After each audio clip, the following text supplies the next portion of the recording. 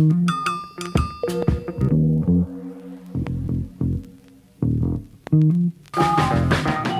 spent my whole damn life in the city. I could go for broke, but the capital is in me. I spent my whole damn life in the city. Anywhere I go, DC's coming with me. I spent my whole damn life in the city. I could go for broke, but the capital is in me. I spent my whole damn life in the city. Anywhere I go, DC's coming with me. I spent my whole damn life in the city. I could go for broke, but the capital is in me. Welcome, everyone, to District Divided, a DC sports podcast, more specifically a Washington Commanders podcast. I am Amit. That is KDot. KDot, how you doing today, boss? Pretty good, although I did not love the Major Tutty bullshit schedule release. I did not, but there were a couple really, really good ones. The Chargers had a really good one. The Titans had a really good one. I heard the Jaguars had a great one. Jaguars had probably the most creative all-around one. I mean, outside of the Chargers doing anime, but it's second year in a row, right? So you lose a little bit of the creativity points, even though it's a lot of work. And it was a little outdated. The Packers stuff was about the Aaron Rodgers, Zach Wilson as far as the Jets, but Jaguars really good. Patriots, solid concept, terrible execution. Okay. I love the show The Bear on FX, so the Bears, great job. There you go. It was mixed bag. Schedule release day is always a fun day for the social media accounts and stuff like that. And so it's super cool to see them all do stuff. And on that note, the schedule did release. So today's episode is all about the schedule. It's our way too early predictions for the schedule. We have the schedule. We're going to go through our predictions very quickly. We're then going to get to the comment mailbag. Unfortunately, it does not seem like there's going to be time for after the pod today. We'll see. Hopefully, there's at least a little bit of time. But in order for there to be time, we need to go ahead and get started. KDot, are you ready? I have the schedule written down. I'm going to read the week. I'm going to read home away and the opponent, and all you need to do is say win or loss, and you can add a line or two if you want to. I'll probably add a line or two. Okay. Yeah, please do. Please do. No, you're a narrative guy. You're a narrative guy, so I can't take that away from you. All right, you ready? Yeah. Yep. All right, week 1 at home. We host the Arizona Cardinals. Win or loss? Win. The NFL's Kendall Roy and Jonathan. I've caught up on Succession, by the way. Great. He does not get it done. Kyler Murray might not even be ready by this game. He won't be. McCoy, so, yeah, win. Okay, win. Colt McCoy, is there any sort of revenge element to this? I feel like Colt McCoy likes the franchise, and we like Colt. But, yeah, we have to win this game. It's a home game. Arizona's got a brand new coaching staff, and they're starting a backup QB in Colt McCoy. I am going win. Defense wins that one. I don't know what to expect from the offense, just to be clear. I have no clue what to expect from the offense, but continuity on defense reigns on the day. Week 2, away. We're going to the Denver Broncos. Win or loss? Loss. Denver's defense, I love Patrick Surtain. They got Sean Payton, will make that offense a little bit better. Mm-hmm. And Ron Rivera usually does not do great at the beginning of the seasons. The last time we won in Denver, a bit of a fun fact, I believe was 1970. So we've been good about that loss. Yeah. So I also go loss, not because of the 1970 thing, but it is hard to go to Denver. It's hard to play in the altitude. And again, historically, we have not done well over there. And this is going to be Sam Howell's first ever NFL road game. Fun fact there. So while we're still figuring out the offense and stuff like that, I know people talk about Sam Howell, and he had a pretty good game against the Dallas Cowboys, all things considered. It was at home, and it was in a different system. He's learning a new system. And it's important to note that. At home to the Bills, week 3, win or loss? Loss, it's the Bills. Yeah, I'm right there with you. Awesome. All right, week 4, very first divisional game on the road, Philadelphia, win or loss? Loss, it's the Eagles at home. So again, agree. And so here's the thing. You can't, and I think the schedule release is sometimes, I think it's overhyped, just to be clear. It's like, okay, we don't play these games for a while. But you can lose your entire season in the first 6 weeks or so. It's entirely possible. So, like, you can have a good start and not make the playoffs. You can have a bad start, and the likelihood you make the playoffs is close to 0. So we're both at 1-3 right now, just to be clear. Okay. We then are at home against the Chicago Bears. Win or loss? Win. I also have a win. I think we're in desperation mode at that point at 1-3. You know how the fans get over here. You know how we'll get over here. And so we have to win that game. I think we do at home. Then That's week a Thursday 6. nighter, right? That is a Thursday nighter, correct. Week 6 on the road to the Atlanta Falcons, potentially led by Taylor Heineke. Not yet. So win. Okay, so because it's Desmond Ridder. Because it's Desmond Ridder, they're waffling a little bit before they go on their Heineke run at the end of the season. If it is Heineke, let's say Ridder gets hurt or something like that, is this a loss or is this still a win? Still saying loss. I don't think Heineke gets the mojo until later in the season. Okay. So you are predicting a win against the Atlanta Falcons on the road. Yes. Okay. I just don't think they're a better team. I'm going to go loss here. I do think that we are a better team, but I do think that we're going through, a transition. Again, it's Sam Howell's first ever year starting. It's Ritter's too, but when you're on the road, I just think it's hard to win on the road when you're this young. You're in a new system. I expect the defense to play well, but I think that's what carries you over. Atlanta doesn't have one. We'll see. I mean, it seems to vary, year to year. Defenses fluctuate like crazy. They really do. I get it. It's just the NFC South is trash. They are so bad. Oh, don't get me wrong. We're on the same page. I think this is a game where we should win. We just don't. All right. Back-to-back road games, because week 7, we're away to the New York Giants. Loss. God, they lost over there. The Giants playing at home. I think they'll be a fairly solid team. I think this is one of those years where the NFC East is really, really close, except for who's on top. Okay. I'm going to go win. This is Sam Howell's first road victory, according to what I have so far. Yep. And I do think it comes against the Giants, who, we struggle against typically. But I do think he gets the win over here.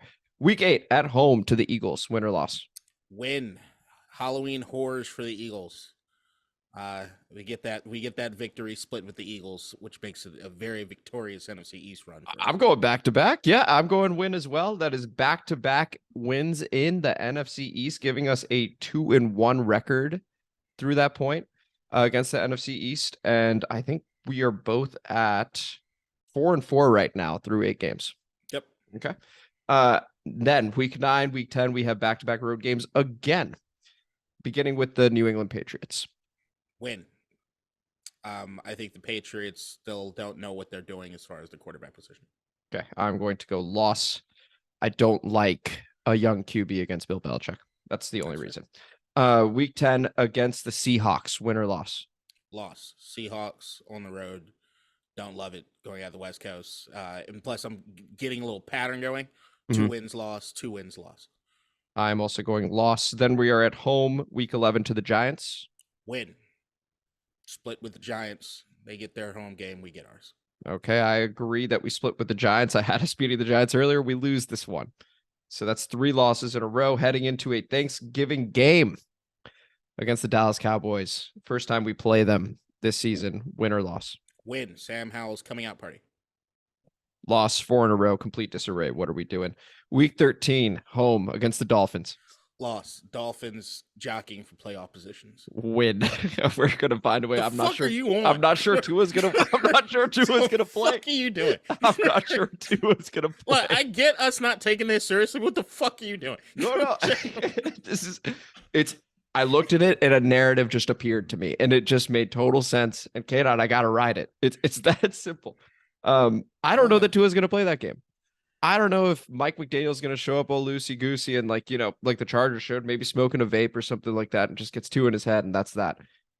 I don't think we are going to lose to the Dolphins at home. Plain and simple.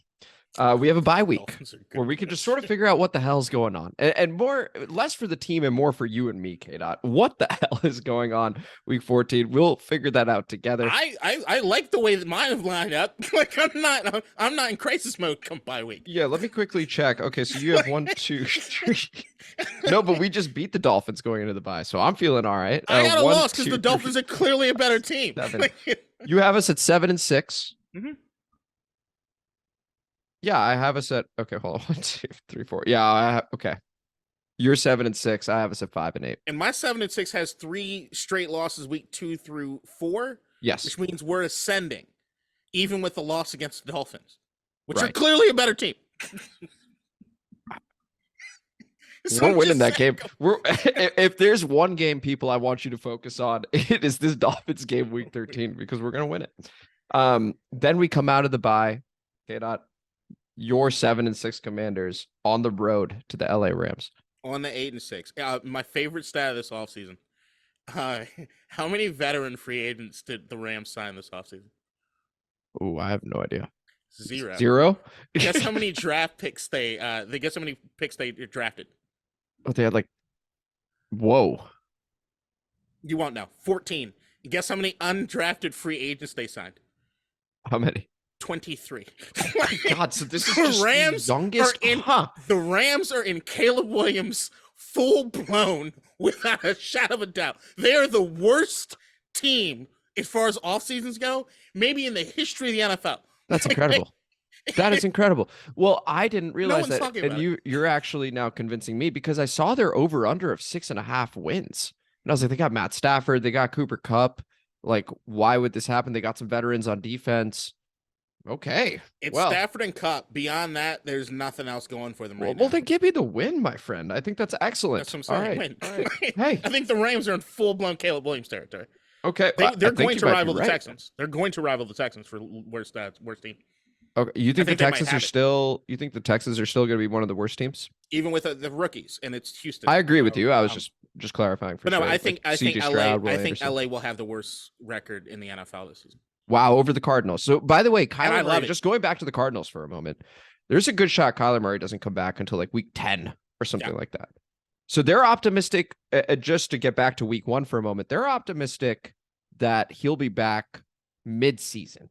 That's their optimism. Mm-hmm. He could be back at the halfway point. So he is not going to play week 1.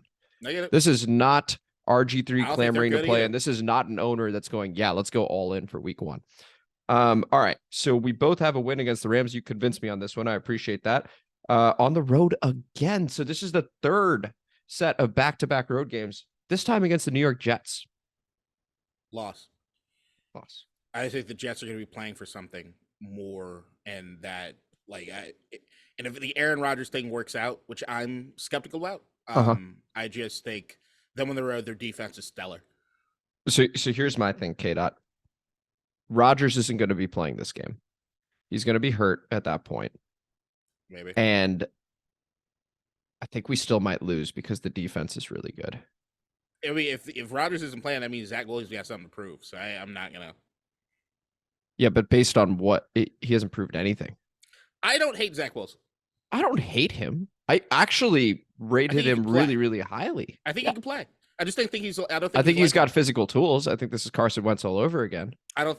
Well, all right. Yeah, your take on Carson Wentz. I'm still not on your take on Carson Wentz. Okay. I'm gonna go loss as well. Week 17 at home to the San Francisco 49ers. Loss. You got to get the rest out. It's a loss. I completely agree with you. Hey, I think we're doing pretty well over here. And then week 18 against the Cowboys. We sweep the Cowboys. At home. Win. Sweep the Cowboys.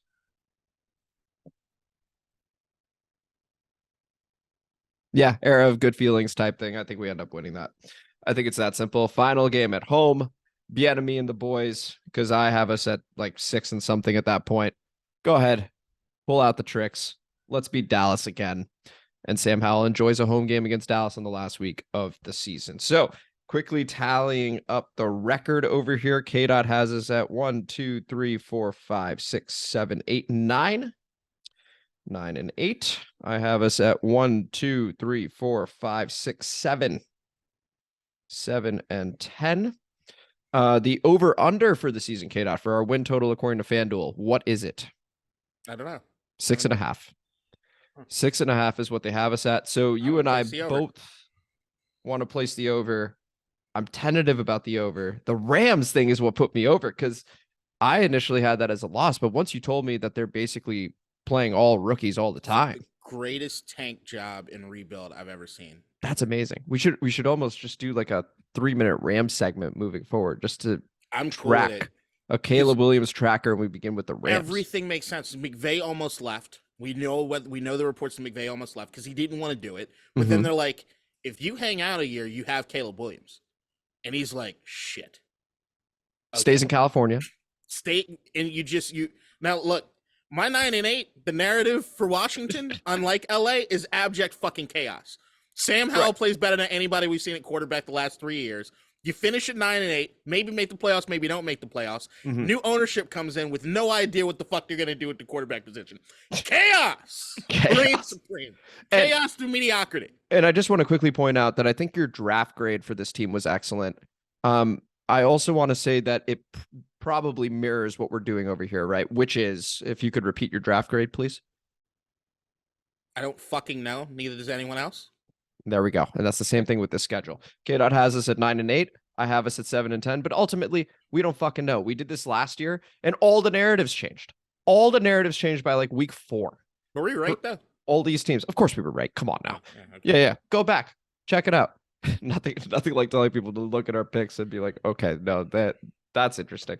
But anyway, that is the schedule. So 9-8 for KDot, 7-10 for me. Over under 6.5 wins. What do you guys think? Please put that in the comments section and we will read those out next week. And speaking of, we're on to the comment mailbag. Yeah, if there are any games in particular that you're interested in and go, hey, this is my hot take, we are going to win this game, or a little less exciting, honestly, hey, this is my hot take, we're going to lose this game, just feel free to throw that in the comment section below. But let's go ahead. We got one comment last week from OG Bloodklot. Shout out Bloodklot. Appreciate it. And here it is. I'm curious to see undrafted free agent Bryson Tremaine from Stanford, wide receiver, 6'4". Looks like a player. Seems like the sneaky pick that's going to pay tenfold. Also curious about Chris Rodriguez Jr. because this is Bieniemy's guy from the draft. This is the guy he wanted and putting his stamp of approval on. Also going back to my last comment on Emmanuel Forbes' competitiveness, they asked him who he's most looking forward to going up against. He said Devontae Smith. He wants to make him pay for the way he ran over his team when he played against him his freshman year. Bloodklot, thank you for the insight. Thank you for the comment. As always, appreciate it. There's Bryson Tremaine, just talking about the undrafted free agent for a moment. There's also Mitchell Tinsley from Penn State, another wide receiver, another undrafted free agent. I'm more interested in Mitchell Tinsley because when we look at Penn State players, just in general, I think they do a heck of a lot better. Even on this roster, if we look at an undrafted free agent, or I'm sorry, I don't even remember if he's an undrafted free agent, but Shaka Toney was either a late round pick or undrafted free agent. Cannot recall. My apologies off the top of my head. But he ended up having an impact. Jahan Dotson, as we know, first round pick at the wide receiver position, made an impact. If Jahan has any sort of input, it's going to be easier for Tinsley to transition knowing Jahan ahead of time, to show him the ropes, stuff like that, and be able to introduce him to the guys. I think the environment's more comfortable for Mitchell Tinsley. I think Mitchell Tinsley has the upper hand on Bryson Tremaine. That being said, Tremaine's size is, anytime you can get a 6'4" receiver, and Cam Sims isn't here anymore. Wish he was, but it's an interesting call there. It's an interesting call there, Kate. Of the names that were just listed, I think the wide receiver room is just too packed for anybody that's an undrafted free agent to really make a huge impact. But beyond that, I would say that Chris Rodriguez is the name that I'm probably most with of that group, just in the sense of I've been critical of Brian Robinson's decisiveness in the hole and what he does as far as moving downfield. And you already know how I feel about Antonio Gibson, his ability to do that. I think Rodriguez slots in as the guy who looks the most like an absolute 3-down running back. You can do a little bit of both. So I like that for an Eric Bieniemy fit. So I think he's one of those dudes that if he ends up being a home run hitter, can kind of look better than the other two. But as far as the wide receiver and what you were saying, as far as the size thing, which does matter, I think the person to circle and to remember all season is Armani Rogers. I think Rogers ends up being the guy who is that big body threat to go up there and get the ball. We saw what he looked like when he had the ball as far as that We speed. liked him last year. We did. There just wasn't enough of him. There all these injuries and shit that happened in tight end. So I just think Eric Bieniemy, I think that's the guy, if you're looking at the tight end position, is going to stretch the field. Okay. Hey, I think that's a good call. I think Cole Turner has an opportunity to have a better second year. I know he was hurt for a lot of last season if we're talking about tight ends. And then that wide receiver room is pretty packed. That's a good point. On the subject of Chris Rodriguez Jr. real quick, because Bloodklot, I actually wanted to talk a bit about him last week, and we just sort of ran out of time there. I think this is great because if you look at Bieniemy and his running back history, it's typically egalitarian. It doesn't matter when you were drafted, what your prestige or background is beforehand. If you can run, you are going to play. It is that simple. Isaiah Pacheco is the shining example right now. He had a really good Super Bowl. He had a really good postseason. He was a rookie.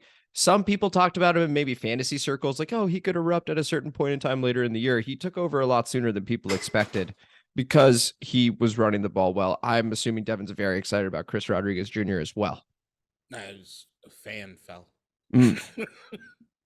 Okay, well, how about it? Anyway, any final thoughts there, KDot? Or are you startled by the fans still? Yeah, the fan just threw me off. I mean, I guess the fan had blew itself off the thing that I had it on. That makes sense. Too powerful a fan. Maybe. Yeah, I like it cold down here. It's really cold down here right now. Yeah, I just think, it's way too early to know exactly what's going to happen with anything. I mean, we all go into seasons expecting one thing and get the other. Right. I think if you pick somewhere around 500 for this Washington team, you're usually right. You are usually right. And you have 9 and 8. I have 7 and 10. This is District Divided DC Sports Podcast, more specifically a Washington Commanders podcast. I am Amit, that is KDot. Thank you guys so much for listening. Really appreciate the time. If you enjoyed today's episode, please like the video, please share it with your friends, please subscribe to the channel, all that jazz, and comment. Let us know what your season prediction is. Let us know what you have the record being. If there are any player predictions, if you think Jahan Dotson is going to go for 2,000 yards, let us know. If you think Terry McLaurin is going to go for 6,000 yards, please let us know. And if you think Sam Howell is going to go 17-0, please let us know. Until then, unfortunately, no time for After the Pod. We will see you guys next week. Take it easy. In DC, we're just hoping that you listen.